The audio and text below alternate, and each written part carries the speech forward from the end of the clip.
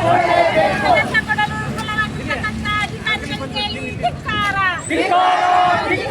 ಕೆಲಸ ಕೊಡದೆ ಕೂಲಿಕಾರರನ್ನು ಅಲೆದಾಡಿಸ್ತಕ್ಕಂಥ ಪಂಚಾಯತ್ ಅಧಿಕಾರಿಗಳಿಗೆ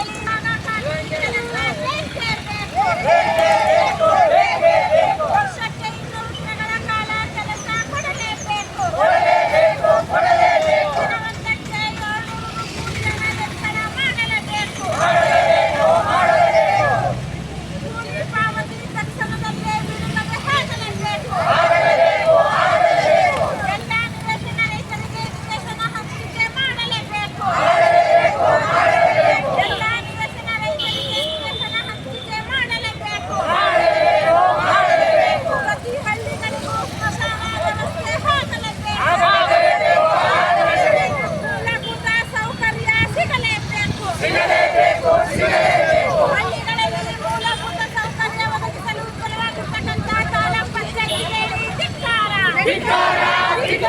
ಹಳ್ಳಿಗಳಲ್ಲಿ ಮೂಲಭೂತ ಸೌಕರ್ಯ ಒದಗಿಸಲು ವಿಫಲವಾಗಿರ್ತಕ್ಕಂಥ ತಾಲೂಕು ಪಂಚಾಯತಿ ಅಧಿಕಾರಿಗಳಿಗೆ ಧಿಕ್ಕಾರ. ಸಮರ್ಪಕವಾಗಿ ಜಾರಿ ಆಗಲೇಬೇಕು. ಬಿಜೆಪಿ ಕ್ರಾಂತಿ ನಮಗೆ ಬೇಡವೇ ಬೇಡ. ಬಿಜೆಪಿ ಕ್ರಾಂತಿ ನಮಗೆ ಬೇಡವೇ ಬೇಡ. ಮಹಾತ್ಮ ಗಾಂಧಿ ಹೆಸರನ್ನು ಸಲುವಾಗಿರ್ತಕ್ಕಂಥ ಕೇಂದ್ರ ಸರ್ಕಾರಕ್ಕೆ ಧಿಕ್ಕಾರ.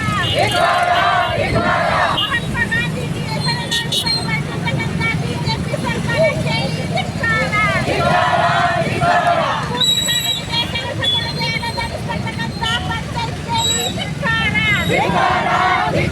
ಕೂಲಿಕಾರರಿಗೆ ಕೆಲಸ ಕೊಡದೆ ವಿಳಂಬ ಮಾಡತಕ್ಕಂಥ ತಾಲೂಕು ಪಂಚಾಯತಿ ಅಧಿಕಾರಿಗಳಿಗೆ ಧಿಕ್ಕಾರ.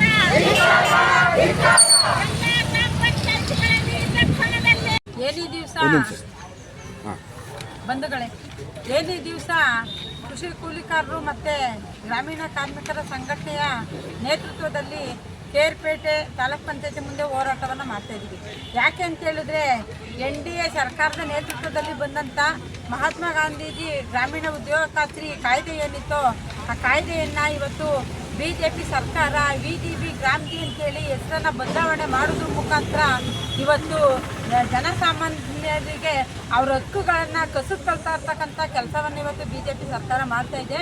ಅದೊಂದು ಬೇಡಿಕೆಗಳನ್ನು ಇಟ್ಕೊಂಡು VGB ಗ್ರಾಮ್ಜಿ ಏನಿದೆ ಅದು ತೊಲಗಬೇಕು, ಉದ್ಯೋಗ ಖಾತ್ರಿ ಕಾಯ್ದೆ ಏನಿದೆ ಅದು ಮರುಸ್ಥಾಪನೆ ಆಗಬೇಕು ಅಂತೇಳಿ ಈ ಒಂದು ಮೂಲಕ ಪ್ರತಿಭಟನೆ ಮೂಲಕ ಒತ್ತಾಯ ಮಾಡ್ತಾ ಇದ್ದೀವಿ.